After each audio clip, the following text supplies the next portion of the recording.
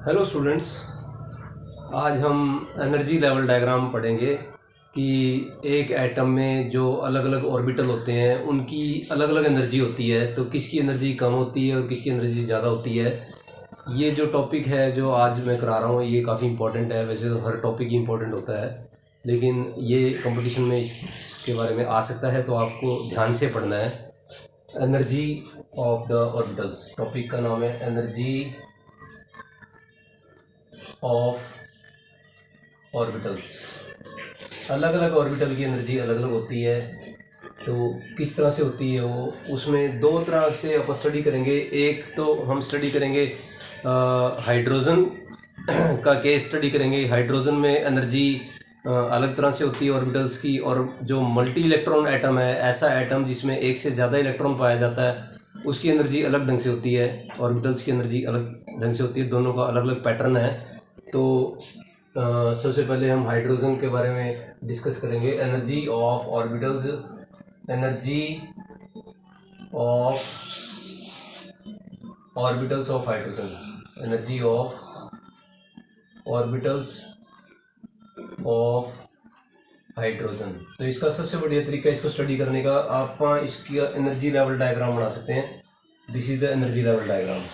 इस साइड पे आप क्या लिखेंगे, ऑर्बिटल्स। इस साइड पे हम लिखेंगे ऑर्बिटल्स, और इस साइड पे लिखेंगे एनर्जी। ऊपर की साइड एनर्जी बढ़ रही है, अगर हम ऊपर की साइड जाएंगे तो एनर्जी ज़्यादा हो रही है, और इस साइड में ऑर्बिटल चेंज हो रहे हैं। जैसे मैं एस ऑर्बिटल अलग दिखाऊंगा, पी अलग दिखाऊंगा, डी अलग दिखाऊंगा, एफ अलग दिखाऊंगा। ठीक है ना। आपको एक चीज़ ध्यान रखनी है कि in the case of hydrogen, hydrogen के केस में the energy only depends upon the value of N. Energy principal quantum number पर डिपेंड करती है, एल पर डिपेंड नहीं करती। हाइड्रोजन के केस में, हाइड्रोजन का जो केस है वो बिल्कुल सिंपल केस है, उसमें एनर्जी प्रिंसिपल क्वांटम नंबर पर डिपेंड करती है, एंगुलर क्वांटम नंबर पर डिपेंड नहीं करती। क्योंकि हाइड्रोजन के अंदर एक ही इलेक्ट्रॉन होता है, और इलेक्ट्रॉन एक से ज़्यादा नहीं होते, इसलिए उसमें कोई रिपल्शन नहीं होती।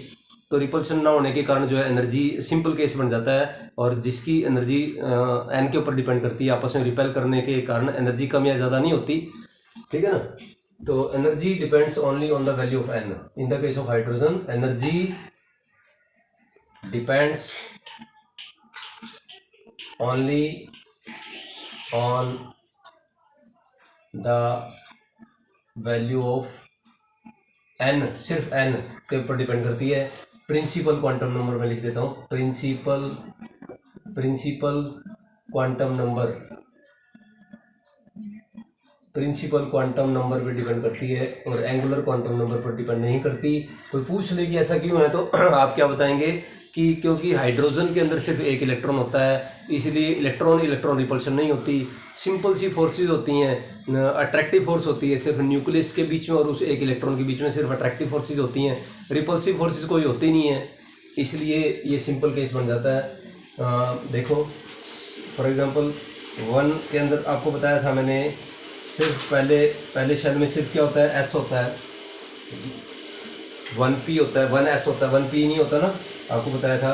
तो 1s की एनर्जी कैसी होती है, लो। 1s की एनर्जी कैसी होती है, लो। उसके बाद 2s की एनर्जी कैसी होती है, उससे हाई। 2s की एनर्जी कैसी होती है, उससे हाई। 2s, 1s की एनर्जी कम, 2s की एनर्जी कैसी होती है, उससे हाई। और 2p की एनर्जी जो है उसके बराबर होती है, 2p की एनर्जी उसके बराबर होती है। जब किन्हीं ऑर्बिटल्स की एनर्जी बराबर होती है तो उनको डीजनरेट ऑर्बिटल्स बोलते हैं। डीजनरेट ऑर्बिटल्स वो ऑर्बिटल्स होते हैं जिनकी एनर्जी बराबर होती है। डीजनरेट याद रखना है आपने, डीजनरेट ऑर्बिटल्स आर दो ऑर्बिटल्स, वो ऑर्बिटल होते हैं जिनकी एनर्जी आपस में कैसी होती है, सेम। जैसे 2s और 2p की एनर्जी सेम है, तो ये आपस में क्या कहलाएंगे, डीजनरेट ऑर्बिटल्स कहलाएंगे। 1s की एनर्जी कम होती है, 2s और 2p की एनर्जी ज़्यादा होती है, तो ये ऊपर की साइड क्या बढ़ रहा है, ये 1 ये 2। प्रिंसिपल क्वांटम नंबर कम तो एनर्जी कम, प्रिंसिपल क्वांटम नंबर ज़्यादा तो एनर्जी ज़्यादा। एंगुलर क्वांटम नंबर अलग अलग है। इसका एंगुलर क्वांटम नंबर क्या है, 0। इसका एंगुलर क्वांटम नंबर क्या है, 1। ठीक है, लेकिन एनर्जी कैसी है, सेम। इसका मतलब क्या हुआ कि हाइड्रोजन के केस में एनर्जी जो है किस चीज़ पे डिपेंड करती है, प्रिंसिपल क्वांटम नंबर पे डिपेंड करती है, और एंगुलर क्वांटम नंबर या एजीमुथल क्वांटम नंबर पर डिपेंड नहीं करती। आपको कारण बता दिया मैंने। सिमिलरली हम बढ़ा सकते हैं 3/3 जो प्रिंसिपल क्वांटम नंबर होता है उसके अंदर एस भी होता है, पी भी होता है, डी भी होता है। 3s 3p 3d आपको बताया हुआ है। क्वांटम नंबर से आप ये पता लगाते हैं 3s 3p, एस के अंदर कितना ऑर्बिटल होता है 1, पी के अंदर कितने होते हैं 3, डी के अंदर कितने होते हैं 5, 1 2 3 4 5। तो ये क्या चीज़ है 3s, ये क्या चीज़ है 3p, और ये क्या चीज़ है 3d।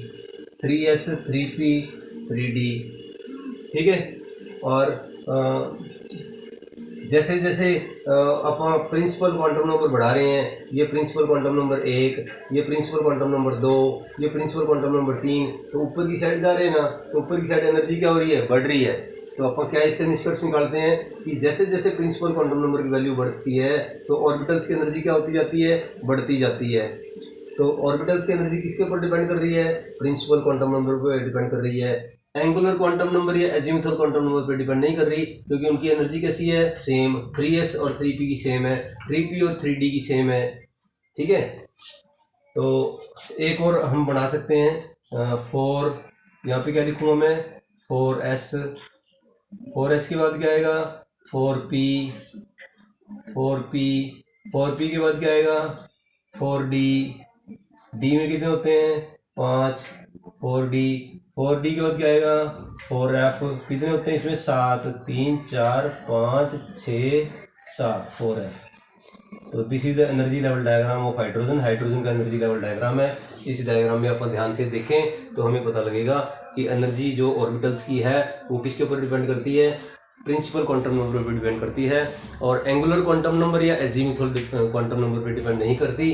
क्यों नहीं करती, क्योंकि हाइड्रोजन का केस सिंपल होता है, उसमें सिर्फ एक ही इलेक्ट्रॉन होता है। अगर काफ़ी सारे इलेक्ट्रॉन होंगे, जैसे आप मल्टी इलेक्ट्रॉन का केस अब स्टडी करेंगे, तो उसमें काफ़ी सारे इलेक्ट्रॉन होते हैं, वो आपस में एक दूसरे को रिपेल करते हैं, और रिपल्शन के कारण किसी की एनर्जी कम हो जाती है, किसी की एनर्जी ज़्यादा हो जाती है। तो हाइड्रोजन के केस में ये एनर्जी लेवल डायग्राम है। सबसे कम एनर्जी किसकी होती है 1s की, उसके बाद किसकी होती है 2s और 2p की, उसके बाद किसकी होती है 3s 3p और 3d की, उसके बाद किसकी होती है 4s 4p 4d 4f। Energy किसके ऊपर डिपेंड करती है, सिर्फ प्रिंसिपल क्वांटम नंबर।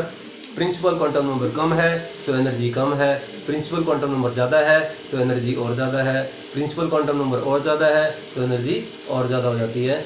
और एंगुलर क्वांटम नंबर अगर डिफरेंट है तो एनर्जी पे कोई असर नहीं पड़ता, एनर्जी कैसी रहती है, सेम। तो this is the case of hydrogen. तो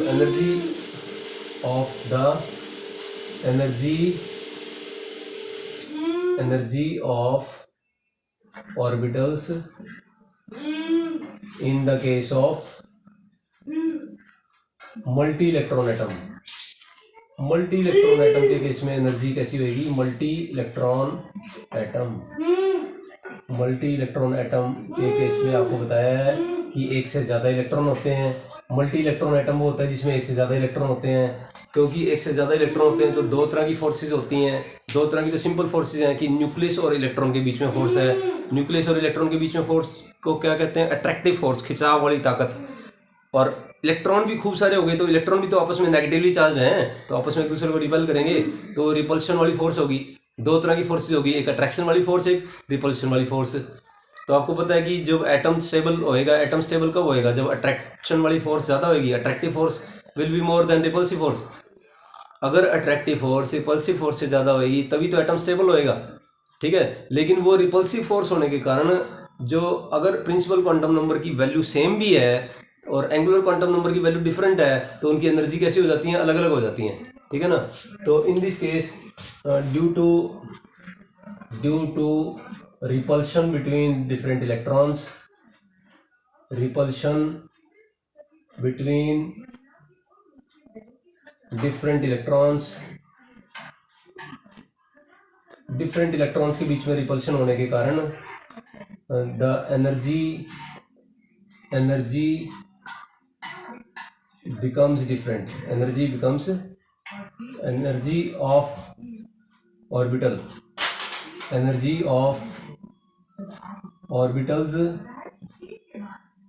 having same principal quantum number, having ऐसे ऑर्बिटल्स की एनर्जी जिनका प्रिंसिपल क्वांटम नंबर सेम है लेकिन एंगुलर क्वांटम नंबर डिफरेंट है, तो उनकी एनर्जी कैसी हो जाती है, different. Energy of the orbitals having same value of N, same value of N, N principal quantum number की वैल्यू सेम है, but different value of L, but different value of due to repulsive force between different electrons, the energy of the orbitals having different value of L becomes different। अभी आपको example देकर समझाऊंगा, आपको बिल्कुल clear हो जाएगा, ठीक है। जैसे ये आप मल्टी इलेक्ट्रॉन एटम का एनर्जी लेवल डायग्राम बना रहे हैं। बच्चे इस टॉपिक पे ज़्यादा ध्यान नहीं देते, ये काफ़ी ज़्यादा इंपॉर्टेंट टॉपिक है। हाइड्रोजन का एनर्जी लेवल डायग्राम भी आपको याद करना है, लिख लिख के याद करना है, बार बार वीडियो देखो, बार बार उसको लिखो। बेसिक्स जब तक क्लियर नहीं होंगे आप क्वेश्चंस नहीं कर पाएंगे। एक बार बेसिक्स क्लियर हो गए तो क्वेश्चन बड़े आसानी से हो जाते हैं, और आगे जब आपका एडमिशन हो जाएगा तो आप आगे भी बड़े आसानी से चल पाएंगे। कुछ बच्चे इंस्टीट्यूट्स में क्वेश्चंस की प्रैक्टिस करा देते हैं, क्वेश्चंस का रट्टा मरवा देते हैं, कई बार बाई चांस उनका पेपर क्लियर भी हो जाता है तो आगे 1-2 साल के बाद ड्रॉप कर देते हैं क्योंकि उनके बेसिक्स क्लियर नहीं होते। तो बेसिक्स क्लियर करने बहुत ज़्यादा इंपॉर्टेंट है, ठीक है। तो इस साइड में क्या ले रहे हैं अपन, एनर्जी, इस साइड में हम ले रहे हैं एनर्जी, और इस साइड में हम क्या ले रहे हैं, ऑर्बिटल्स ले रहे हैं, ठीक है। तो सबसे कम एनर्जी किसकी होती है, जो सन न्यूक्लियस के सबसे पास होता है। न्यूक्लियस के सबसे पास कौन सा होता है, 1s। न्यूक्लियस के जो ऑर्बिटल सबसे पास है उसकी एनर्जी कैसी होती है, सबसे कम, ठीक है। और आपको एक बात और बता दूं कि जो 1s होता है ना उसकी शेप कैसी होती है, स्फेरिकल। तो इसका मतलब क्या है कि न्यूक्लियस के बिल्कुल नज़दीक है, और न्यूक्लियस के नज़दीक है तो न्यूक्लियस के से अट्रैक्टिव फोर्स कैसी होगी, ज़्यादा, एनर्जी कैसी होगी, कम। तो ये न्यूक्लियस के जो चार्ज है ना, न्यूक्लियस का जो चार्ज बाहर की तरफ आ रहा है उसको ज़्यादा शील्ड करेगा, बाहर जाने नहीं देगा, बाहर जाने से रोक लेगा। तो बाहर वाले जो इलेक्ट्रॉन है ना, जो बाहर वाली शेल्स में पड़े हैं वो कम एनर्जी फील करेंगे, न्यूक्लियस की जो अट्रैक्शन है ना कम फील करेंगे। इसको बोलते हैं शील्डिंग इफेक्ट, ये स्क्रीनिंग इफेक्ट बोलते हैं या शील्डिंग इफेक्ट बोलते हैं। और जो बाहर वाले इलेक्ट्रॉन न्यूक्लियर चार्ज एक्सपीरियंस कर रहे हैं उसको बोलते हैं effective nuclear charge, effective nuclear charge. अंदर वाला शेल, अंदर वाले इलेक्ट्रॉन्स, अंदर वाले ऑर्बिटल्स न्यूक्लियस के चार्ज को बाहर जाने से रोकते हैं, और बाहर जाने से रोकने के कारण जो बाहर चार्ज पहुंचता है, जो बाहर वाले इलेक्ट्रॉन न्यूक्लियर चार्ज को एक्सपीरियंस करते हैं वो कैसा होता है, कम होता है। और वो जितना असल में पहुंचता है उसको क्या बोलते हैं, effective nuclear charge, Z effective. और जो रुकावट पैदा होती है उसको क्या बोलते हैं, स्क्रीनिंग इफेक्ट। स्क्रीनिंग इफेक्ट सबसे ज़्यादा किसका होता है, एस का, क्योंकि एस जो है न्यूक्लियस के इर्द गिर्द सिमेट्रिकल है, स्फेरिकल शेप होती है उसकी, स्फेरिकल शेप होती है। तो सबसे ज़्यादा स्क्रीनिंग इफेक्ट कंपटीशन में आता है क्वेश्चन, सबसे ज़्यादा स्क्रीनिंग इफेक्ट किसका होता है, एस का। उससे कम स्क्रीनिंग इफेक्ट किसका होता है, पी का। उससे कम किसका होता है, डी का। सबसे कम स्क्रीनिंग इफेक्ट किसका होता है, एफ का, ठीक है ना। तो एस सबसे ज़्यादा न्यूक्लियर चार्ज को बाहर जाने से रोकता है। Z effective nuclear charge. Effective nuclear charge क्या होता है, वो न्यूक्लियर चार्ज जो बाहर वाले इलेक्ट्रॉन्स एक्सपीरियंस करते हैं, जो क्षण के न्यूक्लियर चार्ज बाहर आ रहा है, अंदर वाले इलेक्ट्रॉन जो न्यूक्लियर चार्ज को रोक रहे हैं या कंज्यूम कर रहे हैं, और जो क्षण के बाहर न्यूक्लियर चार्ज पहुंच रहा है, और जो बाहर वाले इलेक्ट्रॉन उसको एक्सपीरियंस कर रहे हैं, बाहर वाले इलेक्ट्रॉन पर जो लग रहा है चार्ज, न्यूक्लियर चार्ज लग रहा है, उसको बोलते हैं इफेक्टिव न्यूक्लियर चार्ज। और लिखते कैसे हैं, जेड इफेक्टिव, ठीक है। तो 1s की एनर्जी सबसे कम, क्योंकि 1s न्यूक्लियस के सबसे नज़दीक होता है और न्यूक्लियस के प्रति अट्रैक्शन कैसी होती है इसकी, सबसे ज़्यादा। अब 2s की एनर्जी कैसी होती है, 1s से ज़्यादा। 2s क्योंकि इस न्यूक्लियस से दूर है तो इसकी एनर्जी कैसी होती है, 1s से ज़्यादा। 2s की एनर्जी 1s से ज़्यादा होती है। 2s और 2p, 2 सेकेंड शेल में सेकेंड प्रिंसिपल क्वांटम नंबर में 2 होते हैं, s और p, 2s एंड 2p। तो 2s, इसमें तो 2p की एनर्जी सेम थी 2s के, लेकिन इसमें काफ़ी सारे इलेक्ट्रॉन होने के कारण, उनमें आपस में रिपल्शन होने के कारण ये एनर्जी 2p की अलग हो जाती है। तो 2p की एनर्जी थोड़ी सी हायर होती है, 2s के मुकाबले 2p की एनर्जी थोड़ी सी ज़्यादा होती है। लेकिन 2p के जो 3 ऑर्बिटल होते हैं उनकी एनर्जी आपस में कैसी होती है, सेम, डीजनरेट बोलते हैं उसको। दोबारा से बता रहा हूँ ताकि आपकी प्रैक्टिस हो जाए। 1s की एनर्जी कम, 2s की एनर्जी कैसी ज़्यादा, 2p की एनर्जी कैसी और ज़्यादा। देखो प्रिंसिपल क्वांटम नंबर कैसा है सेम, लेकिन एंगुलर क्वांटम नंबर कैसा है डिफरेंट। इसमें क्या 0 वैल्यू, इसी क्या है 1 वैल्यू। तो प्रिंसिपल क्वांटम नंबर सेम हो सकता है लेकिन एंगुलर क्वांटम नंबर डिफरेंट है, तो एनर्जी कैसी है डिफरेंट। तो हाइड्रोजन के केस में एनर्जी किस पे डिपेंड करती है, एन पे, लेकिन इसके केस में एनर्जी किस पे डिपेंड करती है, the N as well as L, N plus L rule बोलते हैं इसको, बोहरबरी रूल बोलते हैं इसको, एन प्लस एल रूल। जिसमें एन प्लस एल की वैल्यू ज़्यादा होएगी उसकी एनर्जी ज़्यादा होएगी, जिसमें एन प्लस एल की वैल्यू कम होएगी उसकी एनर्जी कम होएगी। कंपटीशन में आ जाता है कि out of 2s and 2p किसकी एनर्जी कम है किसकी ज़्यादा है। तो आप कैसे निकालेंगे, एन प्लस एल रूल लगा लो। 2s एन की वैल्यू क्या है इसमें 2 और एल की वैल्यू क्या है, एस के लिए क्या होती है 0, 2 + 0 = 2। इसमें देखो एन की वैल्यू क्या है 2 और एल की वैल्यू एस के लिए 0, पी के लिए 1, डी के लिए 2, एफ के लिए 3। तो पी के लिए क्या है 1, 2 + 1 = 3। तो n प्लस एल की वैल्यू क्या होगी 3। तो n प्लस एल की वैल्यू कम तो एनर्जी कम, n प्लस एल की वैल्यू ज़्यादा तो एनर्जी ज़्यादा। तो मल्टी इलेक्ट्रॉन एटम में जो एनर्जी है वो किस पे डिपेंड करती है, n प्लस एल पे। हाइड्रोजन में जो एनर्जी है वो डिपेंड करती है किस पे, n पे। इसको बोलते हैं बोहरबरी रूल, याद रखना है आपने, Bohr Bury rule, n plus L rule. लेकिन इसमें एक और भी पेच है, कई ऐसे भी केसेस होते हैं जिसमें n प्लस एल की वैल्यू सेम होती है, जैसे 3s, जैसे 3s and 4p, 3p and 4s देखते हैं अपन, 3p and 4s, 3p and 4s। देखो 3p के अंदर n प्लस एल क्या है 3 प्लस p के लिए s के लिए 0, p के लिए 1, 4 हो गया। 4s के अंदर क्या है 4, n की वैल्यू 4 और l की वैल्यू क्या होगी 0, 4। तो दोनों के अंदर n प्लस एल क्या आ रहा है 4 आ रहा है। ऐसा भी केस हो सकता है कि दोनों के अंदर n प्लस एल की वैल्यू कैसे आएगी सेम, तो किसकी एनर्जी कम किसकी ज़्यादा। तो एनर्जी कम किसकी होगी, जिसके अंदर n की वैल्यू कम है उसकी एनर्जी कम होगी, ठीक है ना। If the value of n plus L comes out to be same then that orbital will have lower energy which have lower value of n। अगर n प्लस एल की value same आती है तो उस ऑर्बिटल की energy कम होगी जिसके अंदर n की वैल्यू कैसी है कम। ये आपको बहुत बढ़िया एग्जाम्पल बताया, इसको याद रखना आपने, NCERT में तो ये है भी नहीं, ठीक है। तो 1s 2s 2p के बाद 3 स्टार्ट हो जाता है, 3s आ गया। 3s के बाद क्या आ गया, 3s के बाद आ गया 3p आ जाता है, 1 2 3, 3s के बाद 3p आ जाता है, 3p, ठीक है। तो इस तरह से आप आगे जो और ऊपर नहीं बनाएंगे वो कॉम्प्लिकेटेड हो जाता है, वो जो नेक्स्ट टॉपिक कराएंगे ना उसमें सारी चीज़ें डिस्कस करेंगे, उसमें कराया जाएगा आपको। तो this is the energy level diagram of the hydrogen, this is the energy level diagram of the multi electron atom. वैसे नॉर्मली तो एनर्जी 3D की आनी चाहिए, 3D की आनी चाहिए, फिर 4s की आनी चाहिए, लेकिन कुछ कारणों के कारण 3D की एनर्जी ज़्यादा हो जाती है, 4s की एनर्जी कम हो जाती है, ठीक है। 3D बाद में भरा जाता है, 4s पहले भरा जाता है, ये बाद में डिस्कस होगा इसके बारे में। तो आपको थोड़ा सा मैं एक बात और बता दूं कि अगर डिफरेंट एटम्स हैं, बस ये याद रखना है कि मल्टी इलेक्ट्रॉन एटम के केस में एनर्जी डिपेंड करती है n की वैल्यू पे भी और l की वैल्यू पे भी। क्यों डिपेंड करती है, क्योंकि काफ़ी सारे इलेक्ट्रॉन होते हैं एटम में, दो तरह की फोर्सेज होती हैं, एक अट्रैक्टिव फोर्सेज होती हैं, एक रिपल्सिव फोर्सेज होती हैं।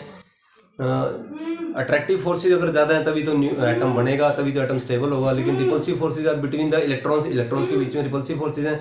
उन रिपल्सिव फोर्सेज के कारण कुछ ऑर्बिटल्स की एनर्जी ज़्यादा हो जाती है, कुछ की एनर्जी कम हो जाती है।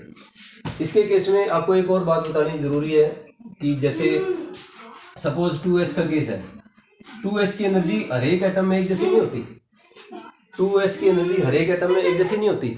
जैसे 2s की एनर्जी हाइड्रोजन के केस में कैसी होती है कम, 2s of hydrogen is less as compared to lithium, lithium के case HLiNa as compared to sodium HLiNa सब हाइड्रोजन लिथियम सोडियम पोटेशियम। इसके केस में हाइड्रोजन के केस में 2s की एनर्जी कैसी होती है हायर, हाइड्रोजन के केस में 2s की एनर्जी कैसी होती है हायर, कंपटीशन में आ सकता है ये। लिथियम के केस में 2s की एनर्जी सेम ऑर्बिटल है, 2s सब में मैं कंपेयर कर रहा हूँ, 2s की ऑर्बिटल हाइड्रोजन में एनर्जी कैसी होती है ज़्यादा, लिथियम में कैसी होती है कम, सोडियम में कैसी होती है और कम, पोटेशियम में कैसी होती है और कम। सेम ऑर्बिटल की एनर्जी डिफरेंट एटम्स में डिफरेंट होती है depending upon the size. Size पे डिपेंड करता है, जितना साइज बढ़ता जाएगा उतनी 2s की एनर्जी कैसी होती जाएगी, कम। क्यों होती जाएगी? क्योंकि जो न्यूक्लियर चार्ज है बढ़ रहा है। देखो इसके अंदर एक प्रोटॉन है, इसके अंदर कितने प्रोटॉन है? 3 है। 3 प्रोटॉन खींच रहे हैं, तो 3 प्रोटॉन खींचेंगे तो खिंचाव ज्यादा होएगा ना, तो ज्यादा होगा तो 2s जो है ज्यादा नजदीक आ जाएगा। तो जैसे जैसे न्यूक्लियर चार्ज बढ़ता जाएगा, जैसे जैसे एटॉमिक नंबर बढ़ता जाएगा, वैसे वैसे सेम ऑर्बिटल की एनर्जी कैसी होती जाएगी, कम। तो ये एक डिस्कशन है कि हाइड्रोजन के अंदर एनर्जी कैसी होती है ऑर्बिटल्स की, और मल्टी इलेक्ट्रॉन एटम के अंदर कैसी होती है। Thank you.